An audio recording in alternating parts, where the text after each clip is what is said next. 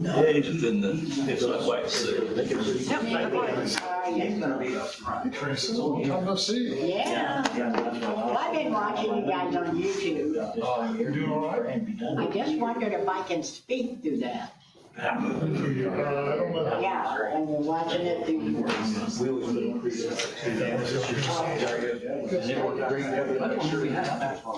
Make sure you're. Yes, he got some more than this. Jim, welcome back. Thank you. You got back Monday afternoon. Well, I thought it was gonna be really hot down there, but it was really hot up here too, so. We had, real life temperatures over 100 every day, I think. It was in the low 90s until like 101. Thanks so much for being here. So it wasn't much different. Yeah, in fact, I'd say down to 100 here. It's showing. How much we have to heat and cool? What's that? I hate the cold. Hate it. Yeah, I grew up when they were cold. That's probably over the limit. Yeah, I was out working out this morning doing stuff, but As you approach triple digits, it does get harder. yeah, I prefer to stay 80. Right. I can tolerate 85, I guess. 90 plus is pushing it. It's pretty uncomfortable. It's better than 25. Yes. Oh, I take 95 over 25. Yes. Yeah. We just met with him. Yeah. Jim and I had lunch with him Tuesday. Okay. It just dawned on me. I didn't see it. Yeah.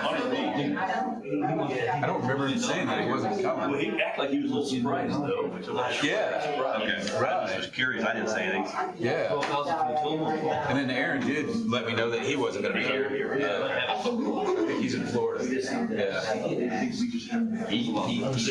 Hot down there too. Well, I would think so. Yeah. Hopefully not as hot as here. I do have. Fear the water, right? All right. Well, I'll have to go through. All right, we'll call this meeting to order. We'll have a prayer led by Mr. Brankel, and then the Pledge of Allegiance led by Mr. McWard. Thank you, Lord, for allowing us to gather together once again and help our time tonight to be productive and help us to leave here with more knowledge than we had when we came. And we ask this in your name. Amen. Amen. I pledge allegiance to the flag of the United States of America and to the republic for which it stands, one nation, under God, indivisible, with liberty and justice for all. All right, thank you and welcome. Next, we'll have the roll call, please. Frankel. Here. Cadell. He had texted that he was gone. Yep. Hicks. Here. Pitts. Here. Lemming. Here. McWhorter. Here. Scott. Mr. Scott, I hadn't heard that he wasn't going to be here, I guess. I missed out on that. Thank you all for coming, and especially Mr. Bates, thank you for coming. We're hoping that you will enlighten us a little bit more on this whole new area in which we are finding ourselves with Senate Bill 1, that you would let us know maybe where we're possibly headed as a county, as well as we also have some representatives from the city council, Marion City Council. So thank you for coming and welcome. First question, I've been told a couple of you are new. Okay. Do you understand, and anyone in here, if you don't understand Cap 1, Cap 2, Cap 3, do you understand what those are? Well, maybe not entirely. Okay. This is all really new, so. Okay. Cap 1 is basically a home set. Okay. So you have a $100,000 home, means you can't pay more than 1% of that, or $1,000. Cap 2 is rentals, whether it's your personal rental or a commercial rental, mobile homes that are rentals, ag land, nursing homes. And they can't pay, so $100,000 whatever, can't pay more than $2,000. Finally, Cap 3 is mostly now business. It's commercial, industrial, 3%, so they can't pay more than $3,000. That was part of about 16, 17 years ago where they amended our Constitution to take the word out of fair and equal so that they could have 1, 2, and 3. And back then, it's where you can count on it. So the bottom line is, say in Marion here, that the rate is, say, for argument's sake, is 4%. I don't have the numbers in front of me, 4%. So that means your house at $100,000 minus deductions, but say it's $100,000 would be $4,000. Well, you can't pay more than $1,000. That's our Constitution. And it took them 5 years to put it in there, and it'll take 5 years to change our Constitution because it has to go through 2 sessions and a referendum by the people. So we're stuck with that in our Constitution. So what that is you can't pay more than $1,000, but your bill said $4,000. That $3,000 is phony money. That's what they call a cap loss. Okay. Now what happens in your county, you decided to do a PTRC, property tax relief credit, income taxes to those bills.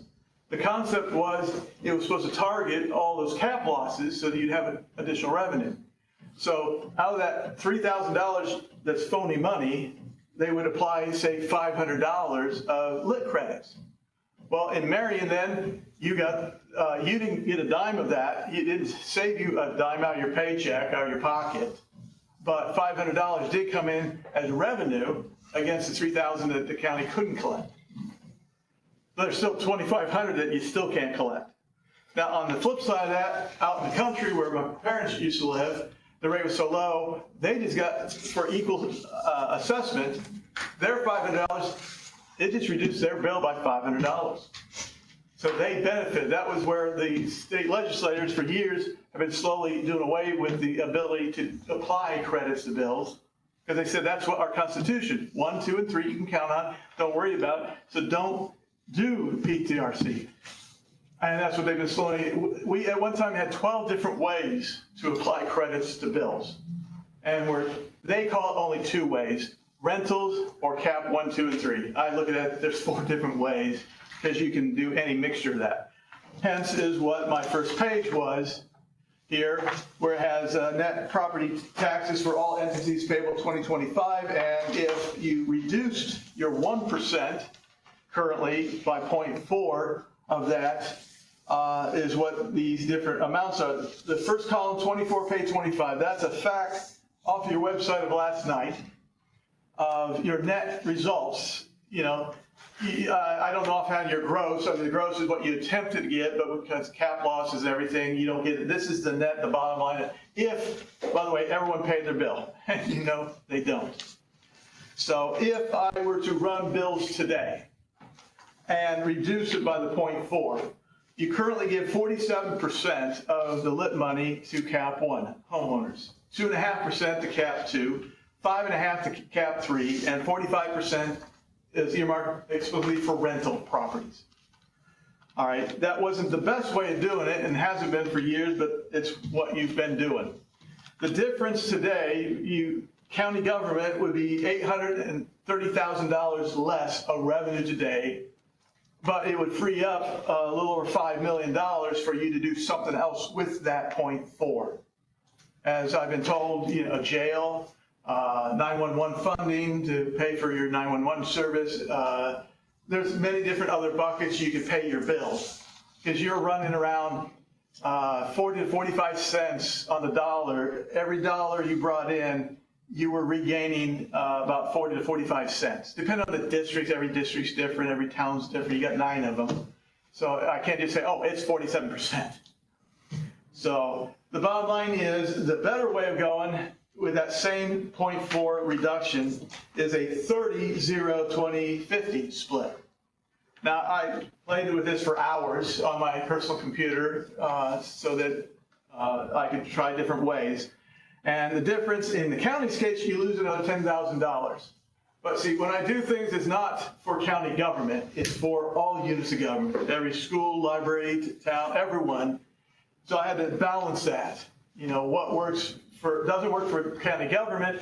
If you look down on the city of Marion, in their case, it brought in another $230,000, mostly because the cities have TIFs. TIFs mean bonds. They have to pay them. And as the caps hit, they're going to scramble trying to figure out how they're going to pay their bond. So again, that's what I have to weigh the balance of what works best. And therefore, the difference there is better for them. Know that the final column is in 2 years currently that they're going to do away with property tax relief. So you have the next 2 years at best, after today's conversation I've had with a few people of the state. It was in the bill currently signed that it goes away in 27 for 28. But now they're mulling it over that because they're not seeing anyone wanting to change their lit. And that was why they originally gave you 2 years to try to phase it out. But they're not seeing anyone cooperating, so now they're talking about just yanking it next year for 27. In other words, amending the law and changing it next year. When I started working with one of the legislators, it was 87-page Senate bill, 87 pages. And in there was, they were going to just get rid of it for next year, period, right away. And I said, well, you're trying to do so many things that up homestead credits, the deduction, the supplemental deduction, giving a homestead credit at the end of $150 or 10%, different things, blind, disabled. If you yank away that PTRC, boom, in 1 year, it's going to not just eat up all the savings you were hoping to get for homeowners, it's going to put them in that they're going to even pay more. So my personal opinion is you need to let the counties give an option to phase it out. And the conversation, I said, how's that going? I sent a list of the counties I've been having meetings with, and I said, so far, 0. So yeah, they were not happy to hear that. It's real simple. Like I said, I have 62 county data every night that I can redo statistics for them, and I'm working with 80 of the 92 counties on something. So they know I have the ability to look at the data anytime, and if they want it, I give it to them.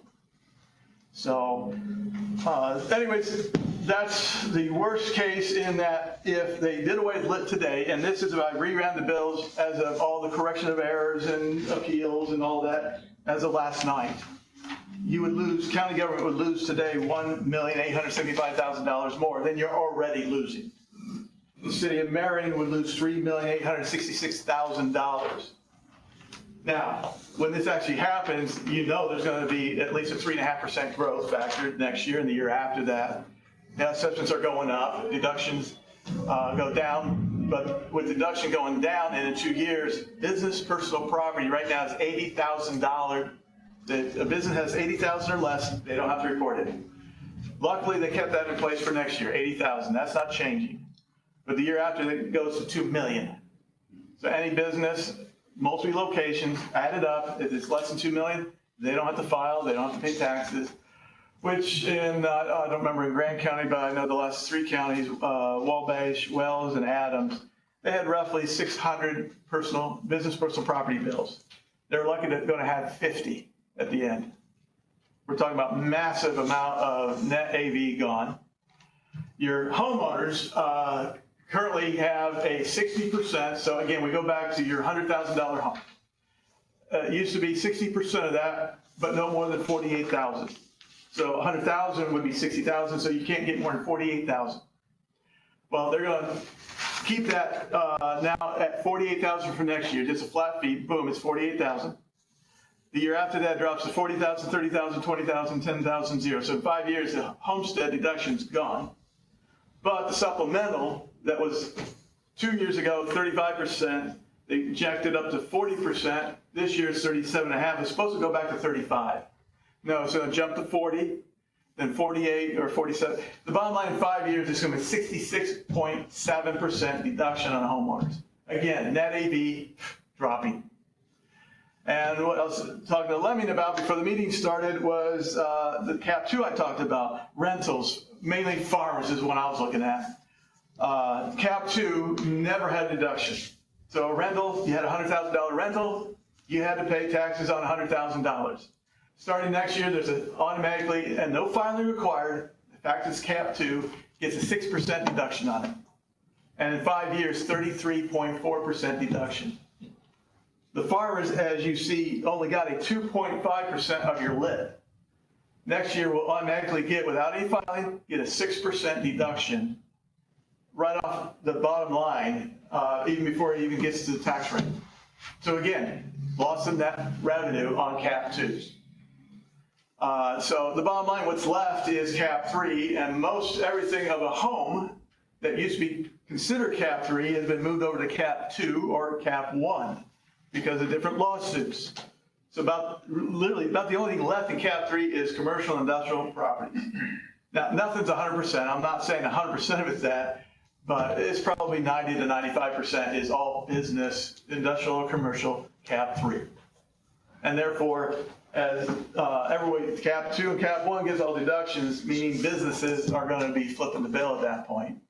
With the net AV going down, law since 1995 or 94, somewhere in there, the law was whatever you got as a gross amount for your budget, you're entitled to the next year.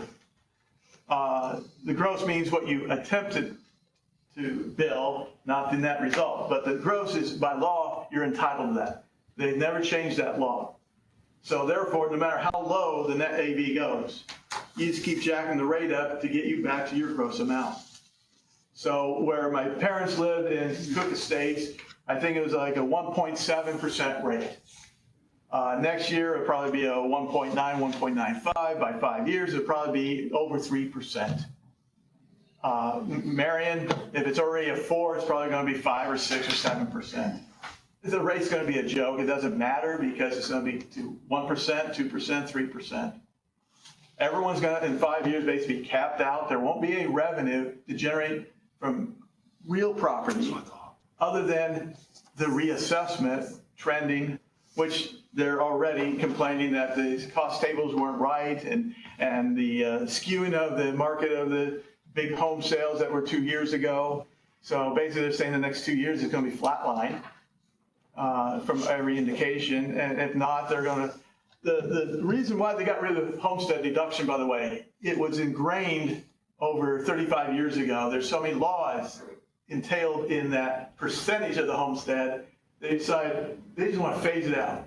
The supplemental was a mistake. It was only supposed to last for 3 years as they phased in the caps, as it became part of the Constitution, and then it was supposed to go away. But our government makes mistakes, and it's been there for 18 years. And they love it now because there's no laws tied to it. They can literally change it on a whim. And as long as they pass it in the House and the Senate and the government signs it, they can make it anything they want. So they don't like the 66.7 in 5 years, or if they want to ramp it up even faster, they can make it different next year or the year after that. So to say, Ken, I've always prided myself in the 20 years I've been in business, 17 years I've been doing property taxes, I can recalculate bill anytime. Historically, I did the old way. Right now, I haven't gotten straight answers, and I've been supposed to get answers in 10 days, and I'm on my 5th week dealing with one of the senators that wrote it. And today, our conversation was they have an alphabet soup of 3 different agencies down there.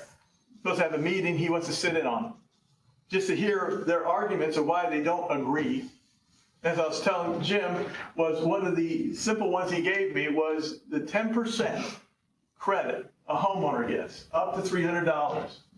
One interpretation is the law says that if you have a homestead, you qualify. My question was, well, you have a rental or a cap 2 or somehow a cap 3. Is it the total bill that because you qualified, you get 10% up to $300 on your bill?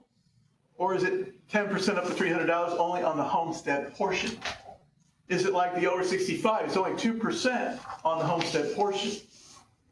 And Legislative Services says, well, the law says it was you qualified, meaning you get 10% up to $300. It is capped out at $300. What's the big deal?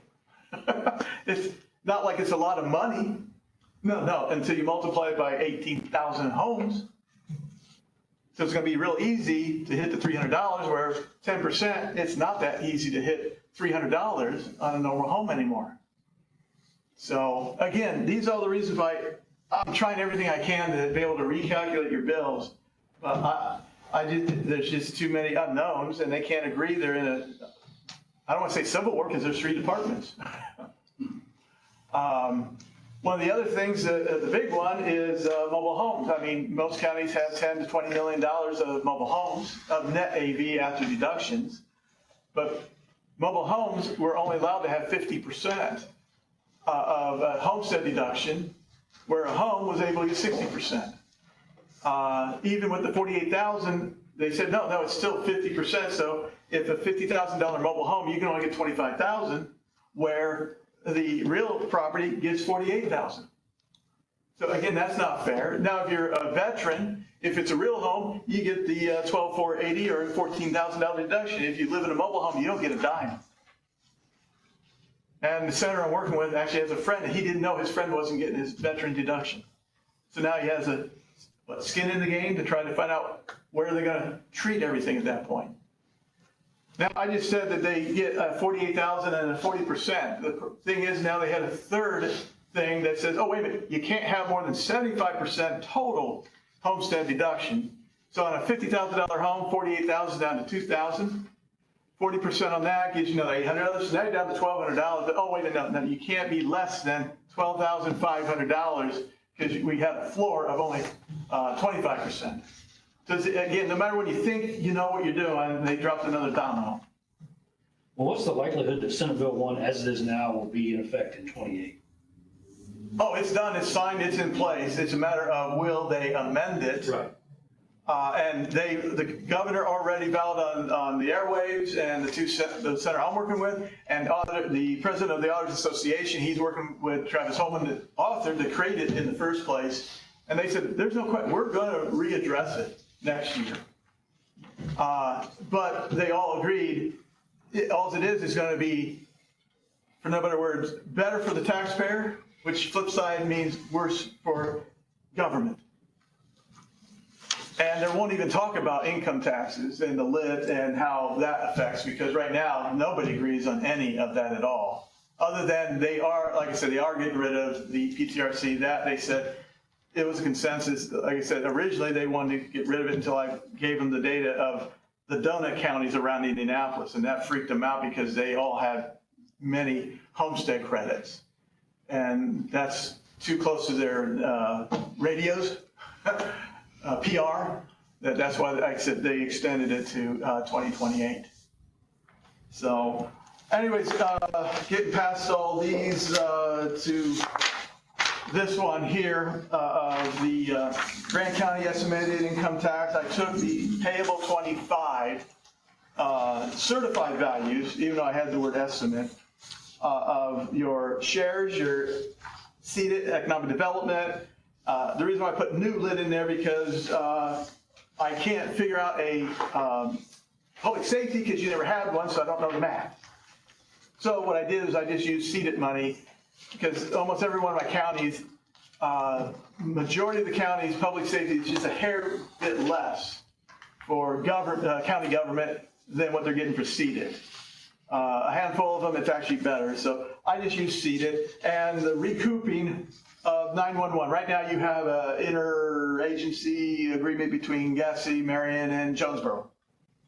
At that point, because you, in the agreement, it basically is worded somehow that if you create a income tax credit, that is either knocked down or percentage. My recommendation that you just tear up, void, whatever that agreement, because of the cap losses of moving that away. Those units of government are also going to get hit by the caps, where county government ends up smelling like a rose, for no better words, because you manage 911. The law says that off the top of public safety, the subset of 911, PSAP, goes directly to the county.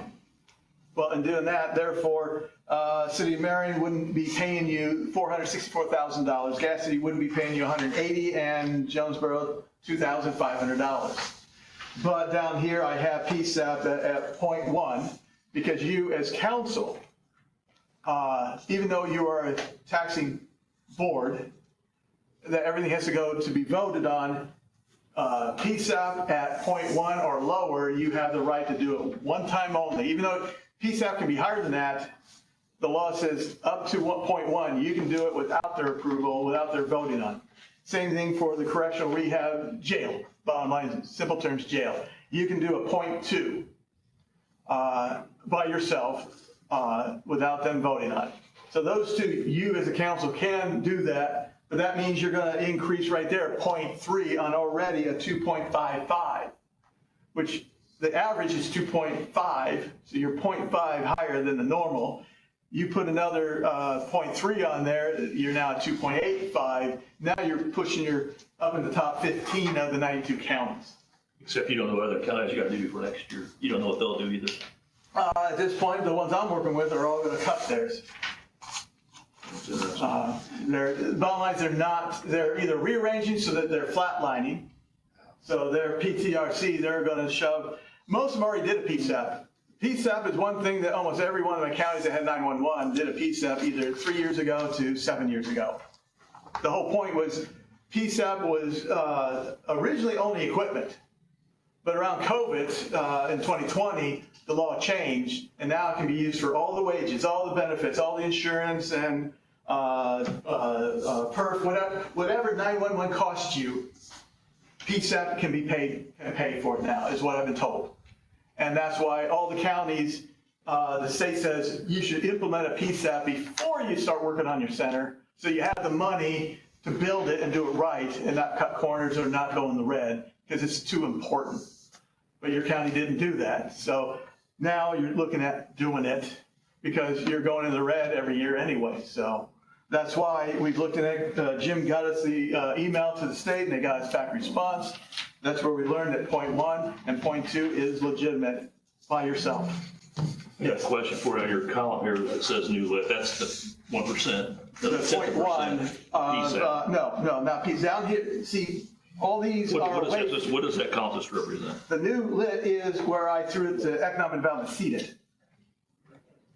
But in your case, it could be public safety. I've been told that Marion would like to have a public safety. They don't need to seed it as much as they need public safety. And there are things about public safety that they can use easier that their city council can dictate, like you dictate public safety.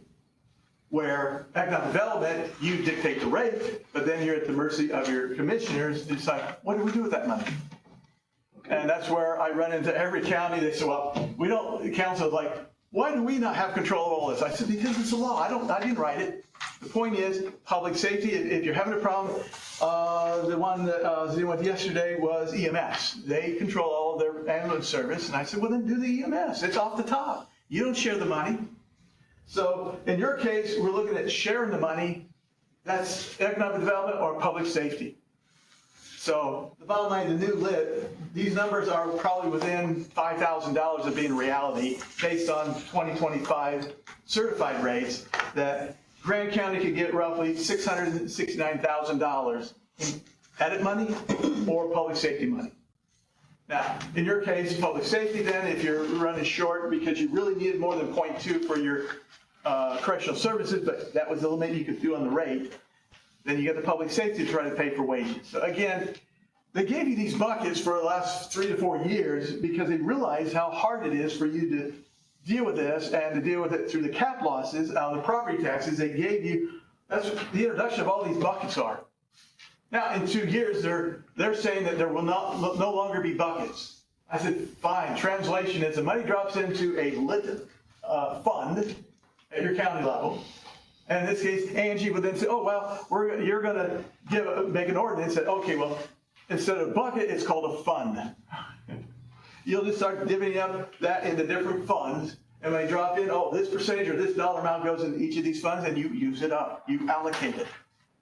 And at that point, then you're left to additional appropriations. You got to get through because that's now property taxes. But you're supposed to allocate how you want to use your lit and find a way to use it all up. And then if you run short, then you look at, oh, wait a minute. The new way, we'd only be at 1%. And we have a 1.2 as a max. Now, I'm just grabbing a number. I'm not saying you might be at the point that you might need a 1.2. But your back's against the wall. That's the maximum you can go under the current situation. Again, they could change that, and they're not giving any instruction because, again, they don't like what they did. Because one, townships do not get any money directly, automatically. Neither does libraries. Schools, they never got lit anyways in your county, what used to be co-ed counties. Cadges, they got 0.25%. Now that's gone. Wabash the other day, there's like school representative, oh, we're not getting a dime. I said, no, that quarter is gone as of 2 years from now. So they're strictly working off of property taxes and whatever the math is for per student, whatever the state. So anyways, recouping cap losses, I brought that over there for the net with a 0.4 reduction of your PTRC with the introduction of the rearranging and keeping you still at 2.55 rate, not increasing it. You got a jail fund, you got a PSEP, and at that point, public safety or economic development, either one of those, Grant County then would actually make $340,000 more next year based on this year's numbers that I had to work with. Now, City of Marion, on the other hand, because they would get $627,000, they wouldn't have to pay you $464,000, but because of cap losses, no matter how I run the numbers, taking away property tax relief, the cities, because they have a 4.something% rate, I can't help it, they're capped out. They would lose 1.6, but netting, they're only going to lose $551,000. But like I said, if 2 years from now, they're going to lose easily $4 million when it just goes away. So that's why, again, the state gave you time to look at phasing it out, to figure out, instead of getting, bam, loss of money, you can control it yourself, and then by the time the second year comes along, Marion can set their own lit. Because they're big enough, they're more than 3,500 population, they can implement a 1.2 right away if they wanted to. So they can control their own lit, and it goes to them. So by the time it's phased out, then they can start doing that. So,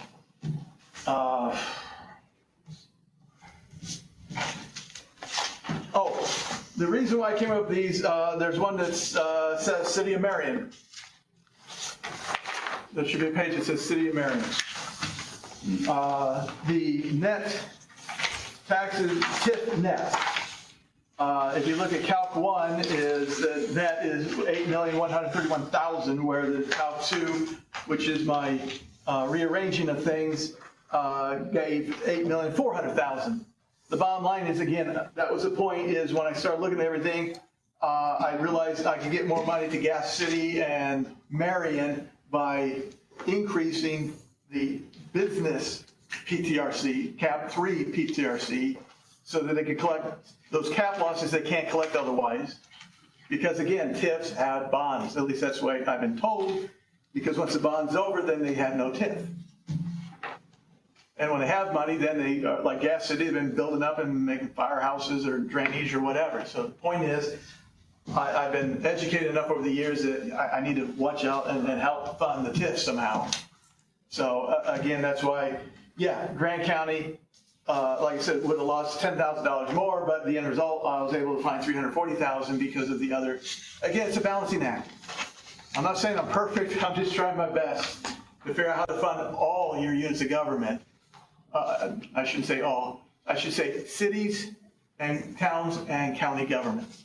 Because I can't help libraries, schools, and townships. There's nothing in the law to help them.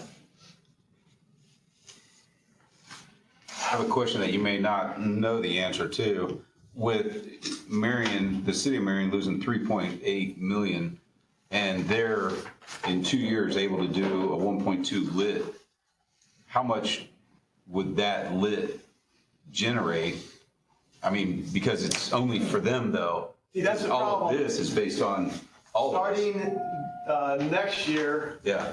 the Department of Revenue, Indiana Department of Revenue, is already in the process of getting with their vendor to modify, and all of us businesses in government will have to start reporting that the income didn't come from Grant County in your case.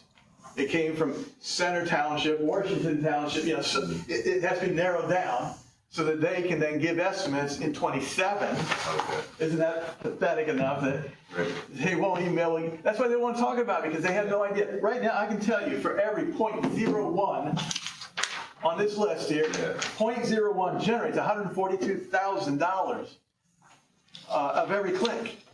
But that's countywide. Exactly. Because for what, 25 years, it's been ran by the county. Yeah.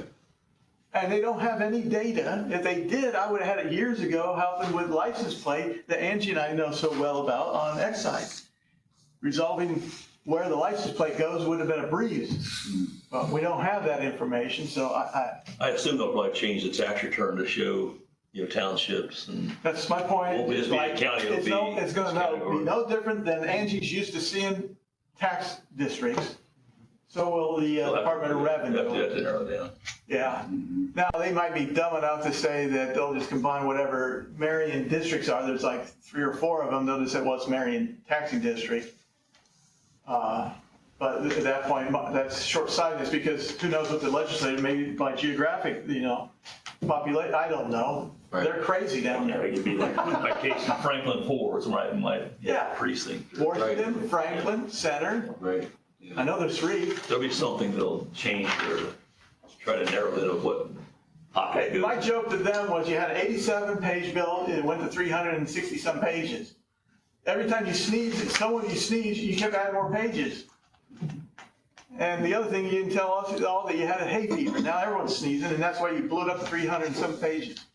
And now you can't even agree what's right and who interprets what. So,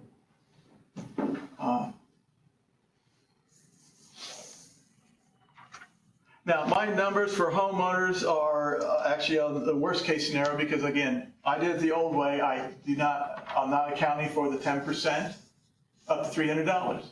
I'm not counting for the 2%. The ag farmers won't pay as much. They won't be hitting caps.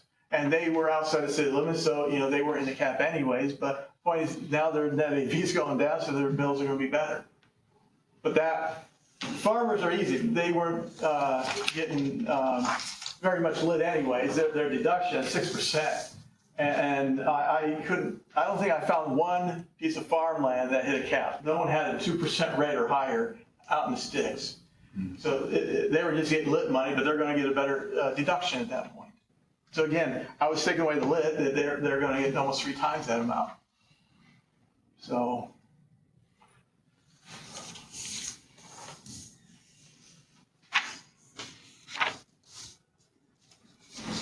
Now, when the assessors, Angie, they haven't rolled yet, have they? We're supposed to do that tomorrow. That's what I thought. All my counties told me by Friday or before the 4th. When I get the new assessments, I'm going to just interpret it the way I feel because at this point I can't wait any longer. I got 18 counties already asking me, can you at least give us some ballpark? And I'll just go with what my gut instinct that they're going to go with. And I'll be able to put on the internet, the website of, here's what the bills were for 25. Because here's your new assessment, here's the deductions, here's the credit, blah, blah, blah. Here's what it would have been if we ran a bill today based on next year's rules. I want to say law, but when they can change it on a whim, that's a rule. True. So.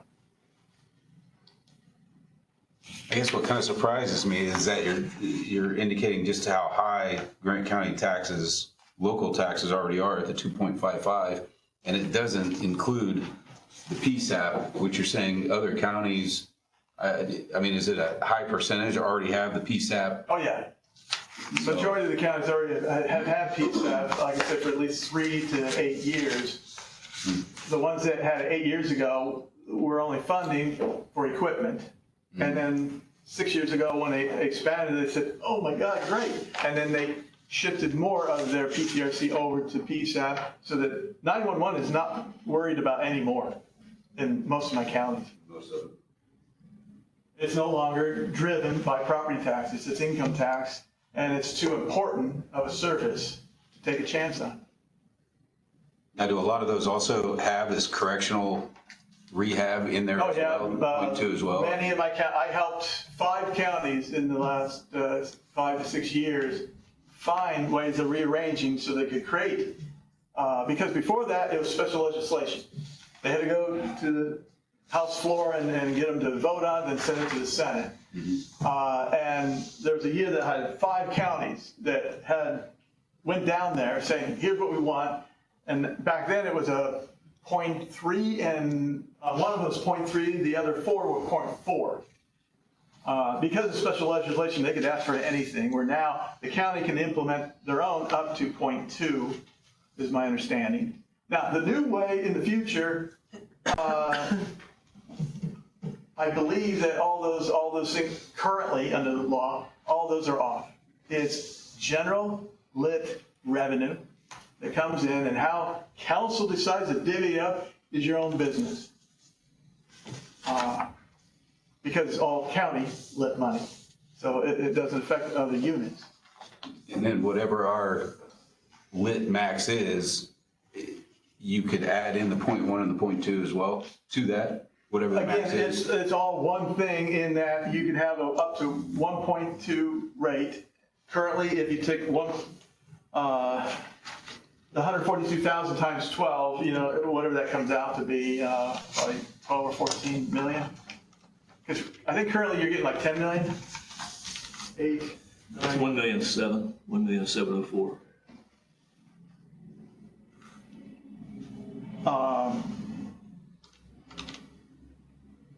Be 120, I'm sorry, 120, because 0.01 every click. So it's 120 times 142,516.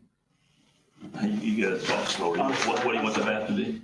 Take that number, 142,516. Times 120. 17 million. Yeah, Being it's 0.01 and it's 1.2. $17 million, and I think currently you're roughly around $10 million. So you've got room there to work with. But that was only based on not having these. You had the 10, 11, 12, 13, 14, you're 14 and a half. Now you're only down to less than 3 million before you're maxed out. Right. Now, the craziness currently is, Angie, 2, Gas City and Marion, those are the only 2 that are above 3,500? No, Upland. Upland. All right, 3 out of 9 can do their own thing. The other 6, if they came to you and say, we want our own lit, they can be up to 1.2 of their geographic area. So if you live in the sticks outside of, you're not taxed by their rate. But in Fairmount, they would have the 1.2, Wood County 1.2. And if you did a township up to 0.2, if you did a EMS, if that was something, or you don't have fire territories, but again, those things you could do later. That's where you can max out at 2.9. So the bottom line is the 3 towns, they're all going to implement one, I'm sure. Eventually all 1.2 in the county. So you're probably going to be looking at a 2.9 rate eventually. But at that point, the state already anticipated maybe 11 or 12 of the 92 counties would do that in the first year or 2. The rest of them probably won't be doing it until the 3rd, 4th, or even 6th year. Most of my counties are running 0.7 currently, up to 1%. Again, they got rid of the PTRC long ago. The taxpayers got used to what the bill was. It was. They didn't get any credits. So, and back to this little towns. The craziness, if you max yours out to 1.2, no matter what rate you give them, whether it's a half, a full, or 1.2, you have the right to keep 75% of it. Up to 75% of it. Now, the interpretation that they're arguing with is, they said if you implement it, it's across the board. You can't say, well, we'll do it for Sweetser, but not Swayze. It's all or nothing. But what I got today was, well, if they don't put a request in, then it's still, the craziness, I thought it was driven by the actual reporting. It's not. At least today's interpretation was it's still based on population by the last census. So whatever they do, physically collect in those geographic areas, the money then is divided by the total population of those geographic areas. Their population divided by the whole gets them a percentage. So therefore, if 5 of the little towns say, we want our money, but one of them didn't, county gets to keep their portion of it. Now you know darn well, if you're going to collect it, they're going to say, it's our money, give it to us. Right. But I'm just saying what the law, the half-hour discussion I had today with one of the legislators. Do you understand now why nobody can agree on anything? Because there's so many dominoes that one hits another, that everyone is interpreting things different ways. Yeah, it's one of those where you end up, perhaps because it's 300 and some pages long, and you've got a lot of people that hurried up and passed it, and now the ramifications are coming after when everybody's reading it and then giving scenarios.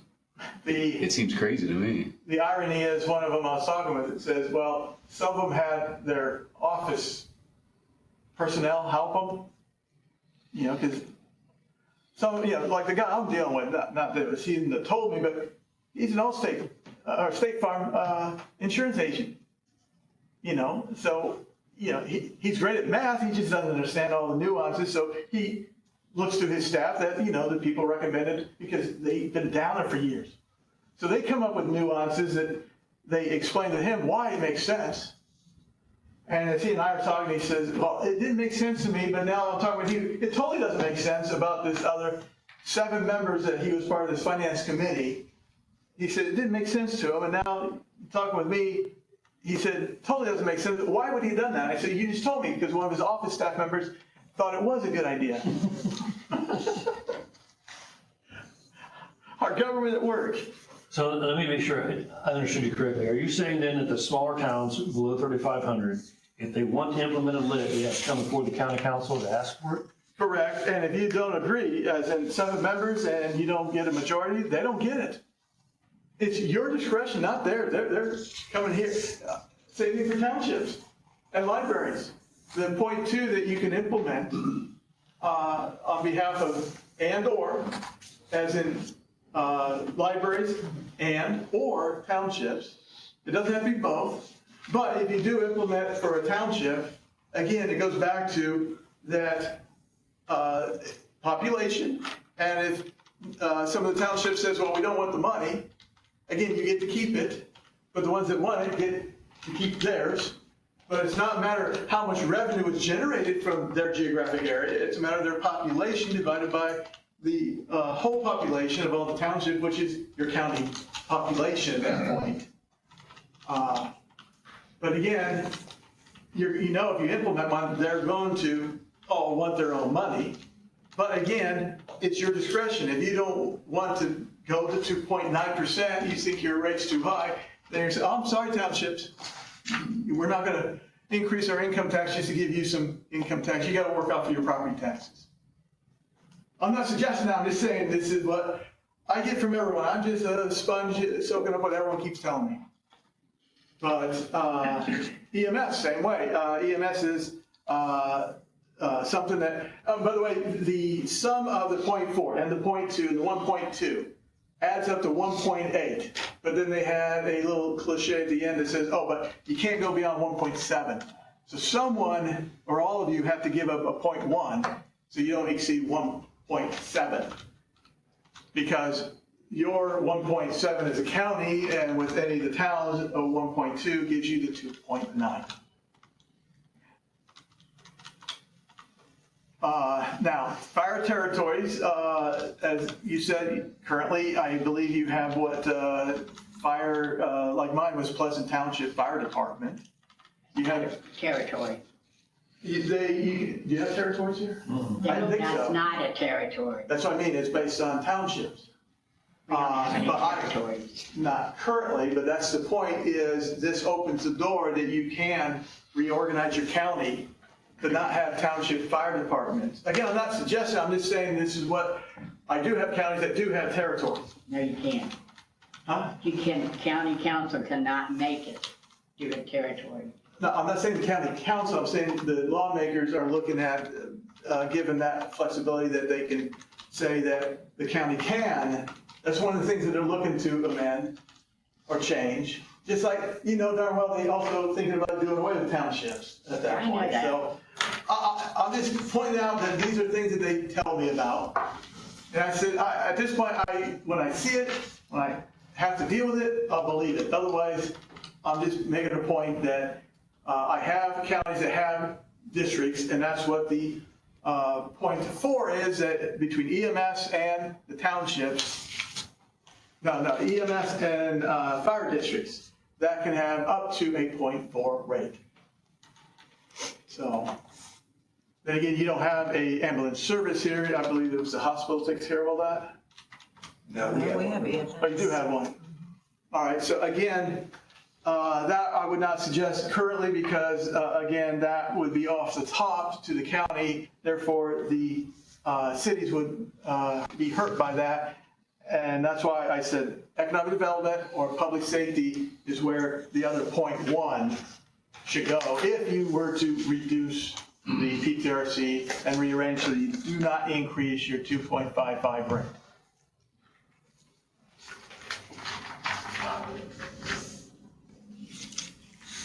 I think if you have any questions. Where is your, because I'm Center Township, Okay. so where is your stand? I mean, where do you see, because in my understanding, volunteer fire departments, there's Correct. an option that. Because this is written the way it was explained to me when I was talking to Wabash on Tuesday. They had, But the county council is optional for them to get in us. 2028, when it becomes lit general revenue, Then it's an option. then it's an option. Yep. Because currently, the only option would be they would allocate out of their general fund money like they used to do for other things, and then create an ordinance with an interagency agreement, like they did with the cities. Yeah, we have to do that every, MOUs every year. Oh, and by the way, by 2030, your lit self-expires every year. Everyone's self-expired. And everybody has to come. And everyone, but you don't really have to come back. The point is, they just have to renew it, but the odds are somewhere, some town or county or unit will forget because it's an election year and also the next year they won't have their list. So that's something that I am constantly going to remind counties that I work with is in 2030, you realize you got to do this ordinance every year. If you just resubmit, then you got to go to the public meeting and advertise and all that, but you got to do it every year. So in 5 more years, this is an annual thing where it used to be recommended you do it every year, but it was required to do it every other year. But you didn't have to vote on it. You didn't have to submit any paperwork. If you did nothing, it still existed. In 2030, you do nothing, it's expired. Is that because they do that at the state level with the sales tax? If they don't pass it every year, then it's gone? I'm I obviously heard speaking that. fictitiously. Yeah, I heard something like that other Yeah. laws were that way. I look at it this way as the taxpayers thought that the odds were somewhere, somehow, someone's gonna forget, and therefore we get a year reprieve. I guess. Just as a little quick math, we talk about 0.2 being that limit you could use for the under 3,500 units. Right now, if you add up all the certified shares that the cities and towns and libraries and townships get and the economic development piece that they get, it would take 0.17 under today's current collections to match that, 0.17. So it's a little less than the 0.2. Yeah.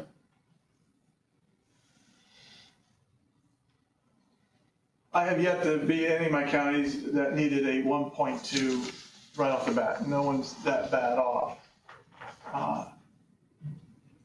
I'm amazed actually, but But I've been saying with Larry DeBoer that our property tax caps and all that, as he said originally, it was only supposed to last 10 years and they need to come up with something else. Well, we're, I think on year 15 or 16, I don't even know. 17, we're on year 17. But then again, I'm not saying it's working, it's just, we're stuck with it, so. For a couple more years anyway, the property tax relief. Like I said, the law currently is in 2 years it's gone, but again, next year they could out of the blue just say, no, we decided to get rid of it in 26, 427. I just know they're adamant. It's not that they will change their mind and let you keep it. Like I said, they were ready to knock it out immediately this year for next year and said, you're done.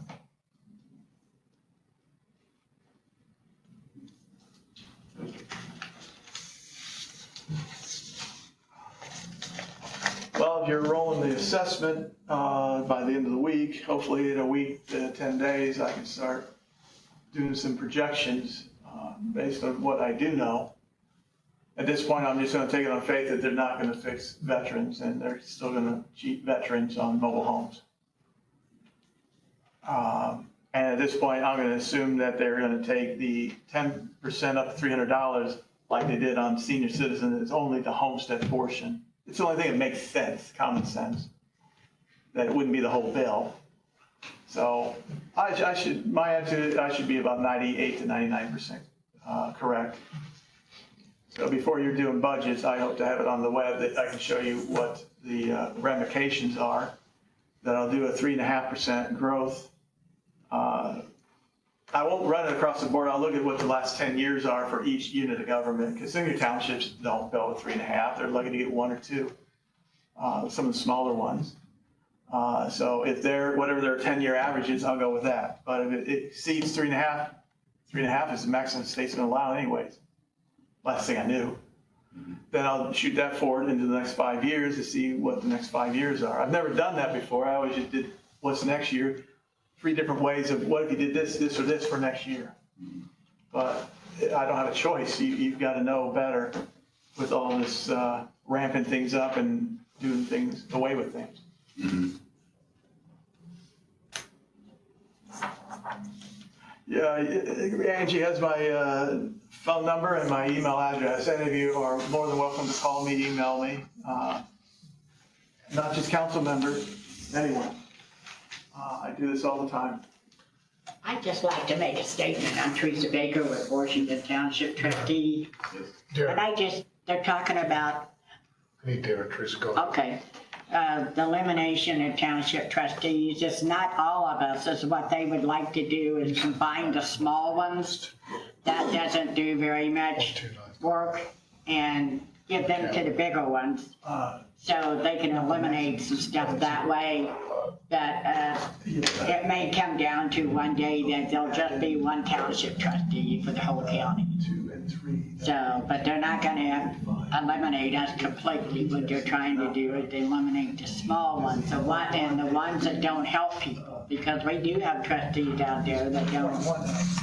You can't get a hold of them. They don't assist anybody, and their money is building up. And they're not showing the state that they're using the revenues that they get. But if you look into a lot of, there's 5 of us, you can find out that we use every penny of the revenue that we get. So they look at it, combine them basically to save the administrative costs Yeah, and more money to the cause, so to speak, I Right. guess. because we do have some small ones that just don't, they're not up to date on they don't have computers, they're just doing it by the books, and they can't quite understand. The state has come down and said you have to get computerized. Yeah. And they're saying they're not gonna do that. So by refusing to do it, then they're gonna combine that office with another one to get all this computerized so they can see the record through the computer that we report each month. Thank you. Okay, so I'll reiterate her. Yeah, please step forward and state your name and Her everything, answer for you, just for the Jeff record. King, Center Township. Yeah. Okay, so reason this is a big focus on township and is because the state feels that there's millions of dollars sitting in our pockets. Well, there is money that is sitting in my bank for a fire truck. And you guys know how expensive a fire truck is. I have a volunteer fire department. So that That's where most of our money is sitting, but then you do, like Teresa said, you do have these smaller townships that get their funds from the state, and they don't use all their funds from the state. And they don't have a volunteer fire department, they don't have any other things that they can use the money on, so they do have money in that bank. So that's what they're trying to do, is say these townships should combine with the bigger ones that are doing the work. Not to save administrative costs, but just to figure out how to make these that are not doing their work be able to combine with the bigger ones that are doing the work and help everybody in one. Just to clarify one, Steve, you mentioned money they get from the state. You mean through the local Well, property tax? yeah, we get, You actually get some state revenue. no, Okay, it's local property yeah, tax. it's all of our taxes, all of our funds. It doesn't come from the state, it comes from local tax. Any question? But also remember, we assist people that need help with their utilities. And we do a thorough application and everything. You just don't walk in and say, I need help with my light bill. And we don't go through and see where every penny they spent. I'm sure we have some that tell us different stories and stuff, but we use our money wisely, and we do a thorough investigation on the application that comes through the office. Yeah, I've had some. And anytime you'd like to see a monthly report, just let me know. Thank you. Mr. Duke? Good evening, gentlemen. Michael Duke, Grant County. I'm going to stand up here and take a risk of trying to make some common sense comments and maybe end up looking like the village idiot. Try not to. But I guess first, I'm sitting here listening, and certainly Mr. Bates is an intelligent fellow, and he's got a lot of information in his head, but I kind of feel like the first year in college when I sat first day in calculus class and the professor started espousing theories and theorems and equations and so forth and said, okay, we're going to have a quiz next week. And it's coming at you real fast. And I'm sitting here trying to think, boy, I got a lot to figure out. All that information is just being thrown out here for maybe you gentlemen are hearing it for the first time. Maybe, I know you've got documents in front of you that you've had for a little bit, but it's a lot of information coming real fast to digest. And the goal line or the deadline for making a decision is coming up pretty fast. Now, if I heard correctly, Mr. Bates, you said trying to work at maintaining the lit rate at the 0.0255. Correct. For right now. That's my That's within goal. your agenda. In most counties, yes. Okay. I just want to make sure I heard that correctly. Now I'm going to go back into history a little bit and try to relate a couple of things and ask a question about the House bill last year that dealt with the change to authority of the LIT maximum in Grant County. That was in House Bill 1120 and 1121. And maybe if Mr. Bates, if you could give me feedback or reaction to how this works. Anything that you're aware in Senate Bill 1, this year's legislation changed any of this. The very first part of the House bill section that dealt with Grant County said this section applies to Grant County and only if the Local Income Tax Council repeals provisions of the local income tax ordinance provided under IC code 6.6-3.6 blah blah.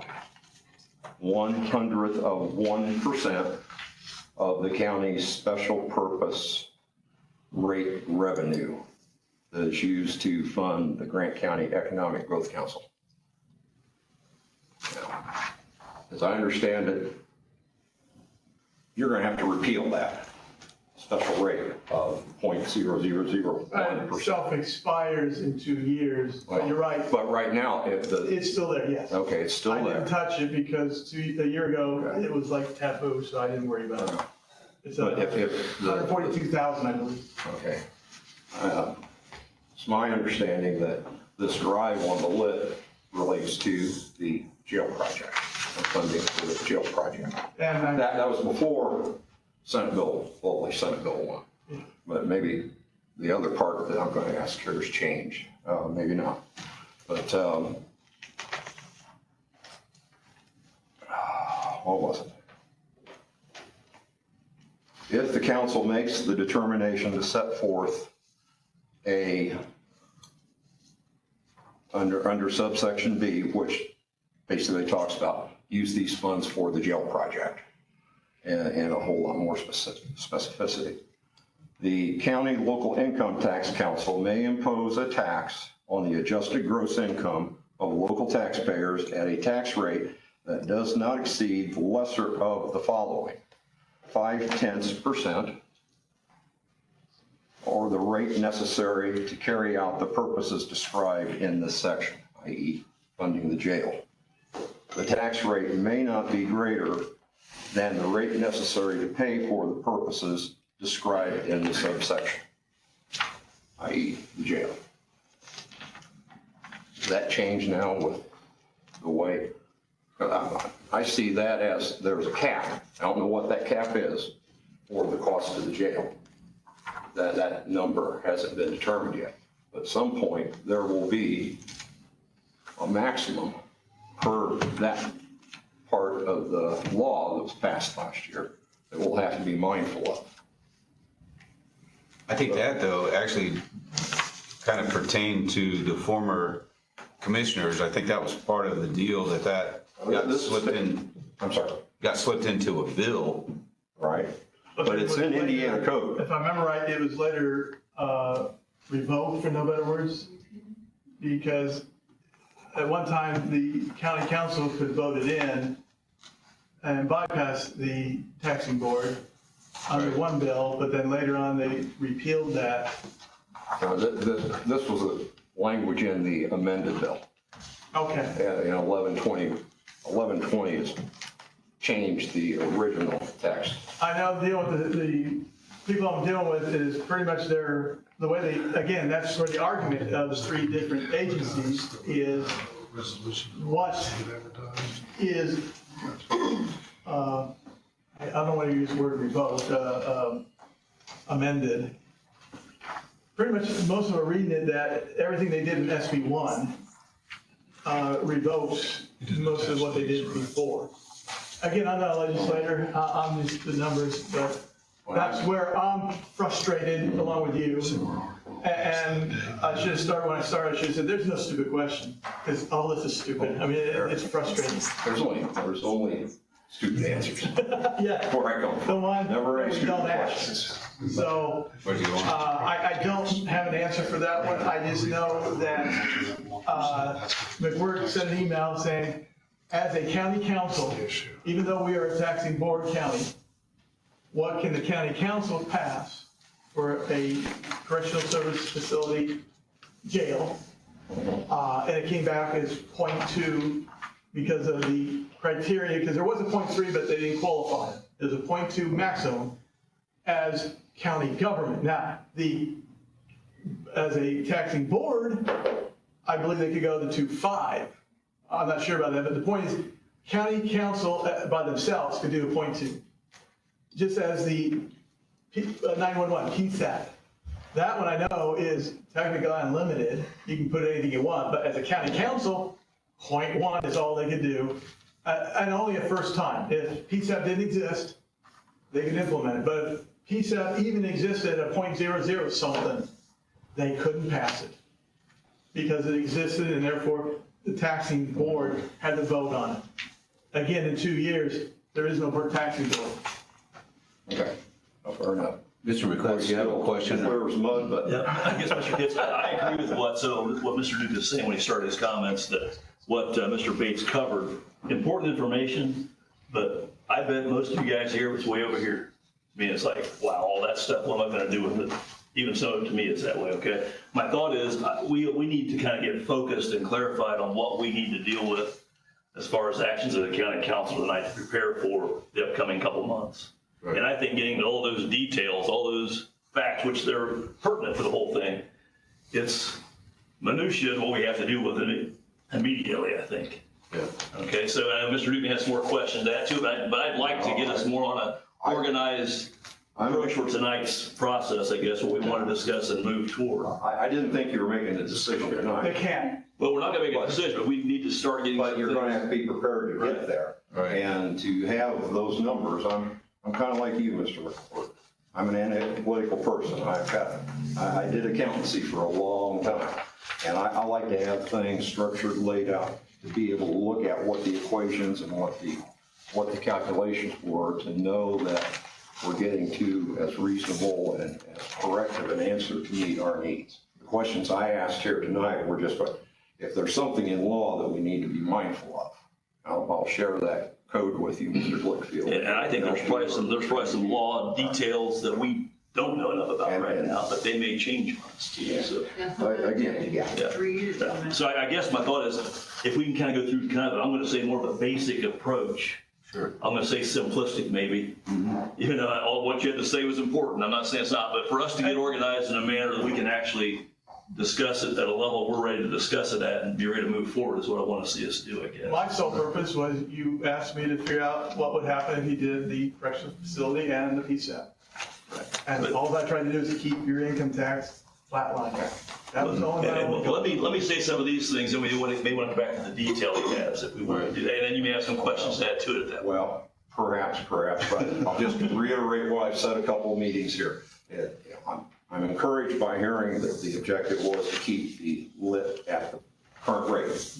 We're, by the way, by the Indiana tax book, or the tax schedule, we're 13th right now in the state in terms of having the highest lit, the way I looked at it.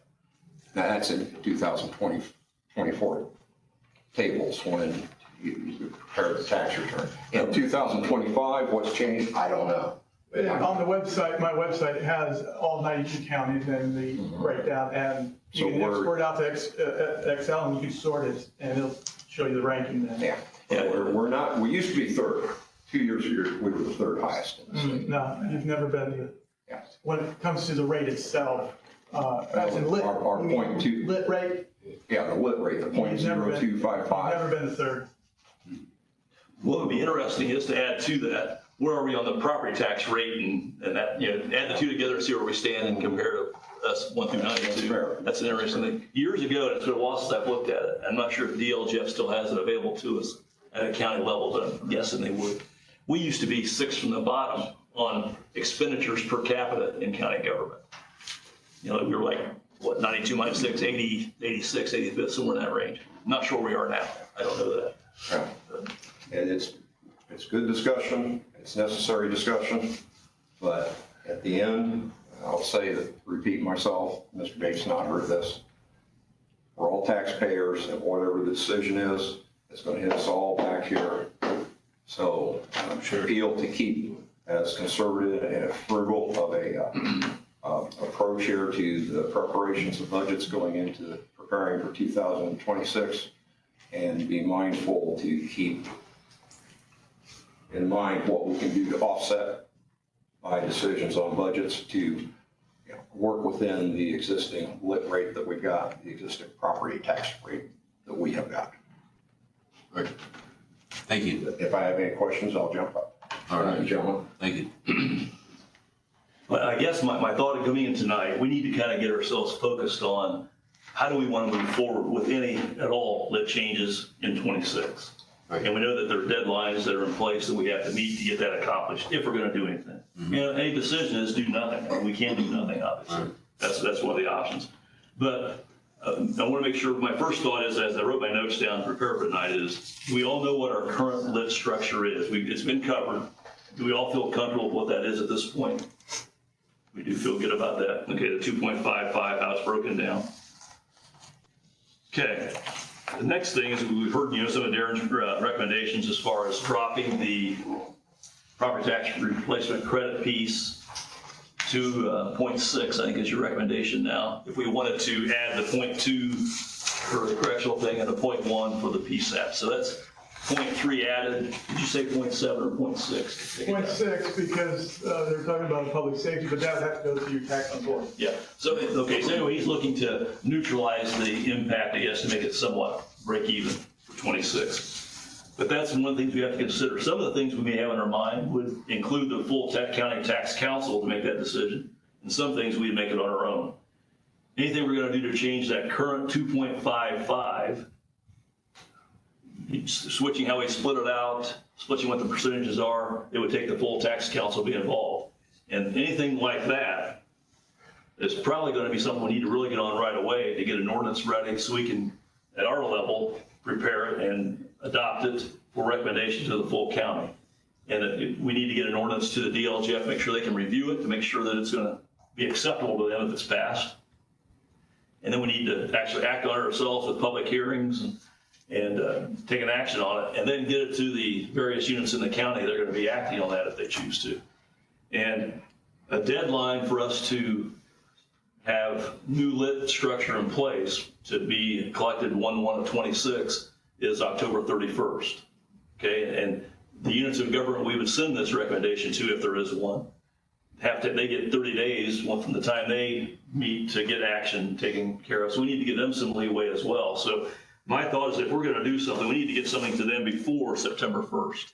Sometime, I'm gonna say mid-August, mid to late August, somewhere there, we need to get it to them. So they have it before September 1st, so they can get it done and give us time to have leeway to get it to the DLGF, to the state that says, hey, it's been passed. So we're dealing with that kind of timeline. And David, correct me if I'm wrong. Well, you're correct. So, there are some language that I'm going to say if we decide to have David work on this, he needs to get an ordinance ready for us. I guess it's called an ordinance. I'm not sure it's a resolution or ordinance, That's but an ordinance. He needs to get that document prepared in a manner that we want to consider through public hearings and adoption process to send to the other units of government. So that has to happen pretty quickly if we're going to get that. In fact, I'm going to say, I'd like to see us, we wouldn't be taking action on it, but I'd like to see us give them some direction tonight if we're going to do something about that, about getting some language together so we have it to look at in our July 16th meeting. Actually, you have to have it in writing. You have to advertise exactly what you want to do. Right. And What I'm saying is we would get it from him by the 16th, get it published, get it advertised. that's why you had the meeting today, so you can discuss, so you can give them, because you can't change anything. It has to be put in writing exactly what you want to do. Understand. Not like prior years. You got away with changing things on the fly prior years. Well, bottom line is, I want to make sure we get to that point, I Right. guess. And that has to happen pretty quickly. I guess my thought is tonight, giving you some direction would be important, I think. Do you agree with that? 100%. Okay, so that's kind of an opening comment to get that piece. Now, it's something that we're gonna do just on our own, such as the PSAP 0.1 or less, or the 0.2% of the correctional facility piece or less.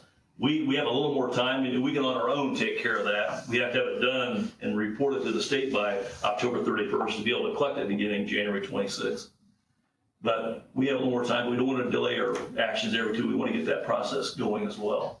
Actually, that's the opposite of the last 5 counties I've been working with, because it directly affects your budgetary concept in July here and August.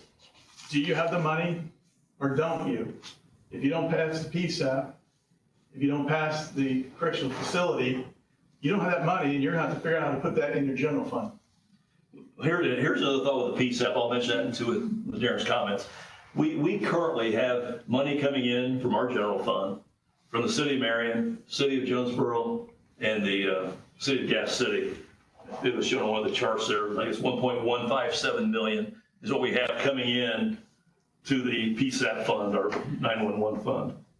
So we have that under contract, I'm going to say through 29. I believe we have those dollars coming in. Is that correct? Into that contract date? It's a 10-year contract. I think it would go through 29. So we do have that money still coming in. So my first reaction is you don't really necessarily have to do PSAP now because you have that money coming in, but you do have loss of revenue in your general fund, so having the PSAP tax in place would help us do that so you wouldn't have the loss in the general fund, so to speak, or spending the money out of the general fund that we have. I understand you're losing over $500,000 currently because the 3 units were set in stone. They pay you X amount. You're making up the difference currently. And we would have to, yes. Not that you. We haven't always had that. We You are. haven't always been in the red with that. I'm not sure we are right now. We're not. We're not in the red right now. Not saying we wouldn't be down the road, but at this point, we're able to fund it with dollars that are coming in. It's close, but we're able to fund it, I believe, at this point. Oh, your general fund, yes, but. No, I'm saying out of the general and out of what the other cities contribute, those combined, we're able to do it, okay? Not saying 2 years from now, it's not gonna be a concern, or 1 year from now, but at this point, we'll be able to fund that. Not saying don't do it, I'm just saying we don't necessarily have to yet, but it's something to consider, okay? So, and then of course, the point 2 on the correctional facilities piece, you know, if we're ready to say we're gonna have a project and we wanna start collecting money to pay debt in 26, we need to do it. If we aren't gonna do that yet, obviously you don't have to do that yet. So again, we're at the point where we have to start making some decisions and see where we are. And putting the ordinance in place and getting the process moving is probably a good thing. We can always, when we get to the point, not vote on it, not vote it up, so to speak. It's in place, ready for us, but some things may occur between now and that vote takes place that we say, we're not gonna do it. But in my mind, because there's enough uncertainty, I think where we're gonna be there, I don't want us to miss the vote of being able to be prepared for it if it does happen. If we want it to happen, I guess I should say. So in my mind, that's something you gotta be considering too as a council. We're ready to at least get the paperwork process started so that if we decide, yes, we wanna do this thing at X dollar, whatever it is, then we're prepared with that funding of the debt instrument, which is that 0.2 tax. I think those are the opening comments I wanted to make. With that, are there any questions with those comments? Any comments, thoughts? Do you see us going forward? Do you see us not going forward? I mean, if we're not going to go forward, I don't need to go through this other stuff either. Why would we not go forward? Because we can always change it. We can always vote it down or not vote it. Yeah, we can always, getting prepared for it doesn't mean you actually act on it. So in my mind, it's important to get prepared for it. Yes. Okay. But. And just the hard part is starting a process and you don't even know what your project is at this point, but yet you have to start the process in order to. Able to move forward with the project. Yeah, right. If you decide in October what it's going to be, you don't have the instrument in place, you can't do it. Right. Until the next year. Right. Yeah. So it seems appropriate to move forward in the process. Okay, having said that, obviously if we would, as a county council, and we can on our own, put in a PSAP and or a 0.2 correctional facility tax, we can do those on our own. And obviously if we do that and leave our current income tax piece the same, the 2.55, it means an increase. You know, the 0.1 costs, if you have a $50,000 taxable income, it's gonna cost you $50 for the year. If we do the 0.2, $50,000 income, it's another $100. So the two combined is $150 for somebody that has $50,000 in taxable income at the state level. So you have that thought in mind as you're acting on that, which obviously we have to be conscious of what that is. We can do that without involving tax counsel. That's on our own. We can do that. And we can ask David to prepare those documents to have those ready for us if we choose to. Okay. And then to have the timeline set up as far as what dates are required for publication and notices and hearings and all those kind of things. And you can have the hearing and our action the same vote, I think, as long as you have the hearing first and then take your vote after the hearing takes place. But you can get those details, Dave, if we decide to go that route. Sure. And then if we do that, if we decide to do it, do we want to have something in place where we're changing the current lit downward as Darren is suggesting on the property tax replacement credit piece? If we do, that takes full tax council to approve it. So there's no guarantee that would happen anyway. And I have some thoughts on that, and you guys can shoot me down. I was just kind of thinking about that property tax replacement credit piece today. So my initial reaction is I would keep it in place. I would keep the 1% in place until maybe next year when they take it away, maybe 2 years when they take it away. But because of and I guess some of the thoughts are, I think during this interim period when all this is going on, it will help schools keep funding in place. It'll help cities and it'll help all of us keep some of our funding in place. The money that we're going to lose by eliminating that from a tax cap perspective is going to it's going to increase our losses if that goes away. You showed some net numbers for the various units of government, what that is. Yeah. So, but anyway, it's a net loss to us if we reduce that. And well, I'm sensitive to the fact by increasing the income tax, even 0.1 or 0.2 or 0.3, whatever we do, if we decide to do that, it could be between a person with $50,000 of income, it could be between $0 and $150 a year, depending on what we do with those numbers. It could be that much more additional expense to them, but they're also going to have a less property tax piece with the credits. We don't know if there's going to be yet, but with the property tax changes, there's going to be a reduction in property taxes to people. At least we're being told that's the case. So if they're getting a reduction in property tax during this interim period, and even if we do raise the income tax, something that offsets that decrease, at least during this questionable interim period, we're being somewhat neutral, I hope. Don't know exactly what the number is, but it's going to be a negative and a positive, counteracting in some manner. So personally, unless you guys convince me otherwise, our discussion, I'm thinking we probably leave that in place through this interim period. And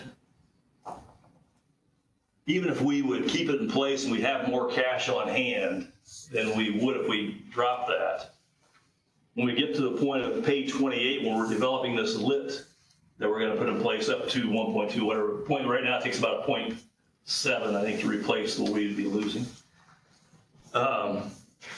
We get to that point, the cash we have on hand would impact our decision how much lit we would raise that next year. So if we raise a little more during this 2 or 3 year interim period we're talking about, that could diminish what we'd have to do on as a tax rate on lit in pay 28 with the change. So that, to me, you wash that out.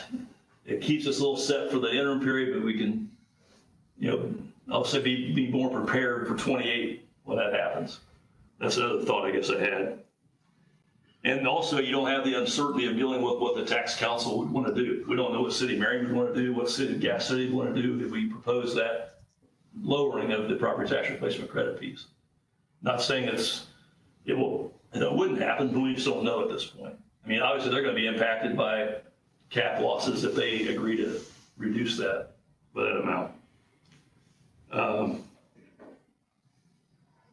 The only negative I can think of, and if we would not reduce it, is that when we do reduce it all at once, it'll be a larger change at one time for people when it does take place. But with the way the property tax is going to be reduced, my thought is that's not a huge impact, but it is an impact, probably in some manner. Instead of being on a gradual reduction, you hit it one time. So that's kind of my thought process on that property tax replacement credit. Some of the thoughts I was thinking about, and like I said, I personally right now, I'd probably leave it in place just to keep it less complex and less involvement with the tax council and so forth. I'm open to what your thoughts are as well on that. So those are some comments I wanted to put in there just for us to mull over. But whatever we do, I think we ought to give Dave some direction tonight about getting the documents drawn up so we can be prepared for our July 16th meeting, having advertised and being ready for a public hearing and so forth, especially on the piece that would involve the county tax council. Okay, I'm open to thoughts, questions, whatever. That's kind of what I was going. Yeah, and I wonder if that, pursuing, not knowing what the tax council is going to do, then how much time do we have from the time the tax council would vote it down so that we could end up going the other route, would be a question that I would have. Is that an issue? Well, if they would vote it down, and the only thing we're talking about there right now, I think, would be the reduction in property tax replacement credit fees. If they would vote that down, we wouldn't know that until probably early October, end of September, based on a timeline that I would see us using. So I think at that point, you would be too late to change You if we're can't. doing something. You got one shot. You can only present something once. Yeah, but we have two ordinances. We'd have an ordinance to deal, or maybe even three. Oh, I just meant We the, would have ordinances that are separate for us to deal with our PSAP and the correctional piece, a separate ordinance for okay. the piece that would involve the tax council. Right. So that, if that one would fail, we wouldn't know it in time to change the others, I don't think. But we'd be on a separate track with the other two. They'd be a separate approval. If I could say, I think we're trying to make sure I understand this is, we have to present and approve the first ordinance to say, we're gonna send that forward. Unless someone else does it first, we don't have to be the first one to do it. City of Marion could do that. They can pull out an ordinance and say, hey, we want to recommend everybody do this. It just, that has never happened before. And the second part of that whole scenario is, to your point, Mr. President, is if it gets to the tax council and we've said we want to reduce the lit and they turn it down, they'll look really bad. So I don't see that happening. Although we have not had good luck with the tax council the last 2 or 3 times we've sent stuff there. I probably would be more in favor of reducing it just for good measure. I know it's not a lot of money, but just more of a good measure type of thing. And I like the idea of collecting the tax for what it's for, whether it be PSAP or EMS. I always like that idea. Not just throw it in the general fund and then everybody sees that big number in the general fund and thinks it's there for something when then we have to decide who gets what. So that's kind of my thoughts on.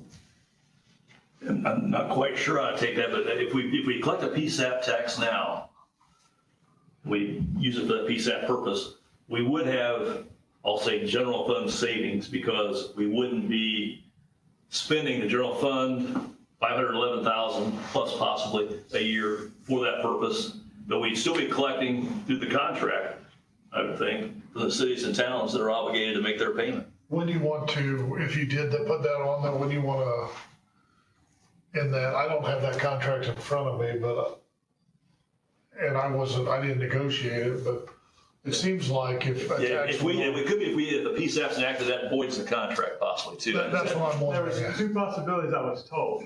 Was it either voided the contract or whatever the PSAP paid for and you. It mitigates what they had to pay. Yeah, so if the PSAP brought in 1.4, but you're spending 1.6, you still have 200,000 in the hole. Therefore, the percentages of your 511, they're 400 and the 108. Be prorated to something. Prorated. Yeah. Those are the 2 possibilities, is what I was. And I don't know about the language. Maybe Shane knows that language a little better than I do The now. but- language does state that if alternate funding source is found, that the payment would be reduced proportionally. So that makes sense. The only reason why I said eliminate it was by lowering the PTRC. They were taking the hits on the cap losses where you are benefiting from the PSAP and the PSAP. You're benefiting 1.4. That was that negative, or that positive, like That's 30,000. how you ended up with a positive value, Yeah. and they still were in the negative by $500,000. And see, that's why they may not want to pass that at this point, because they're going to be in the negative. Yeah, they're going to be in the negative. And I don't blame them. I mean, they got to fund what they do as well, But so. it looks like that money would help Marion and Gas City, Jonesboro to a much lesser extent in their budget processes. Like 464,000 can offset a pretty good loss. But you still have a net loss though, I think, when they do No, it's that. not a net loss for sure, but it will help Marion and Gas City. But they would, their cap losses, is that cap losses included in that little scenario that? That's the final column that says, the end result is they're positive with their cap losses, they still end up with $500,000 in the red.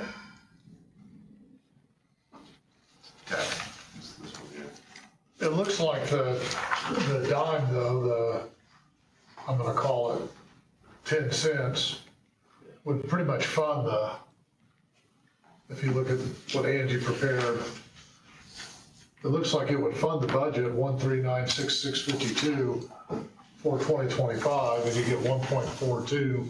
It'd be close, it'd be in the ballpark. Yeah. It's in the ballpark.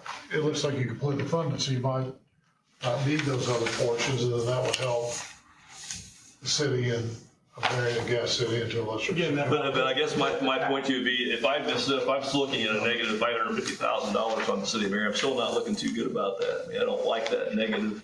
Yeah. Even with the positives, they're still at negative at the end. So I don't know. Yeah, obviously, crystal ball, I can't tell. Of course, Marion Schools comes out $750,000 in the red, with that change. So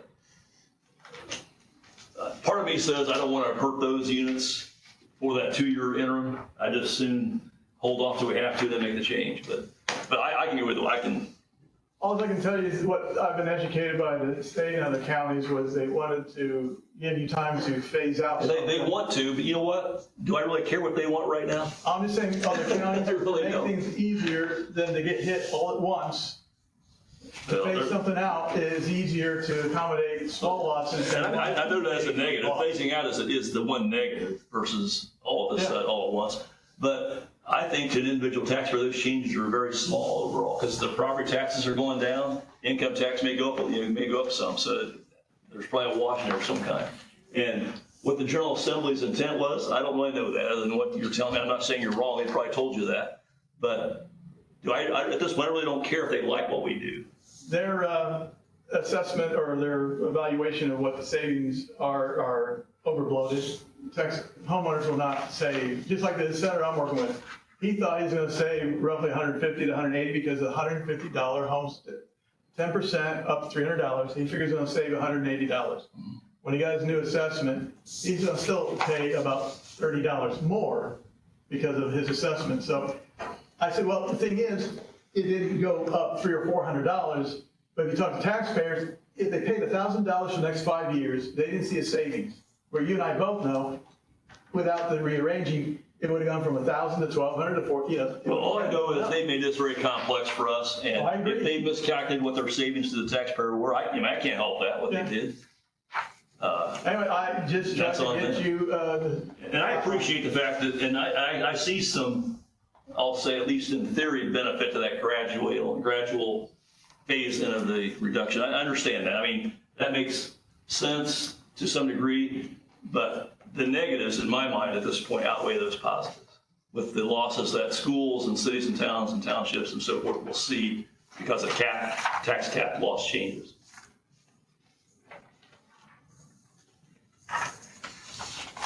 And numbers wise, just kind of looking at the sheet, because I guess your suggestion would be that you're going to leave that the same and that it would be more moving forward with the 0.1 and the 0.2 on our own then. Yeah, I would probably leave that alone, just do the 0.2 personally at this point. I'd probably leave the 0.1 alone right now. I would just do the 0.2 probably, is what I would do.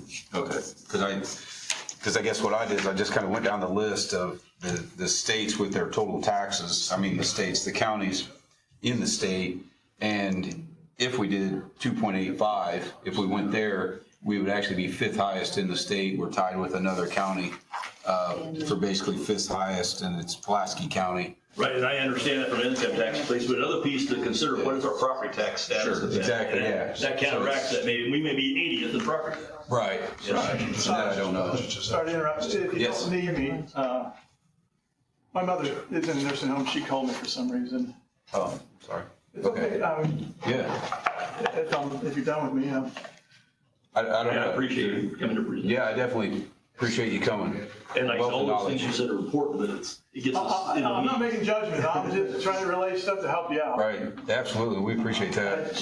Normally she doesn't leave a voicemail, so that's the only reason why I kind of freaked out. And we'll be in touch about that, you know that. We'll be in touch, thank you for coming. So are you saying then don't mess with the PSAP then, right? I probably wouldn't yet. Now, obviously, that means we still pay some of our general fund, cities, Marion, City, and so forth, they still pay some money to us because of that, the contract's in place. We're gonna do that at some point.